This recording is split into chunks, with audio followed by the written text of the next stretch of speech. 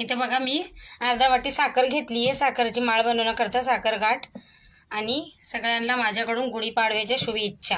आता इथे बघा मी साखर टाकते, याचा आपल्याला चांगला पाक करून घ्यायचा आहे, चांगलं शिजवून घ्यायचं आहे, आणि जेवढी साखर आहे तेवढंच पाणी घेतलंय मी थोडंसं।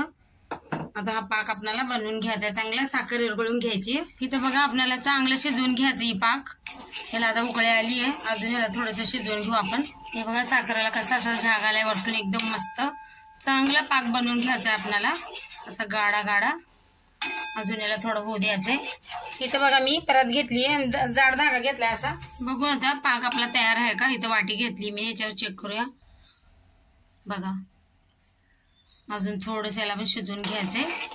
हे बघा आता चेक करूया परत, हे बघा वगळत नाहीये, आता परफेक्ट झालं, आपण काढून घेऊया याला लगेचच।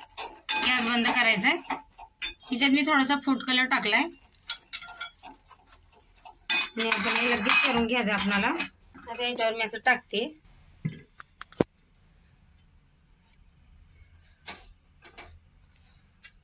पटकन टाकायला लागते ह्याला, नाही तर लगेच आपला पाक सुकून जातो।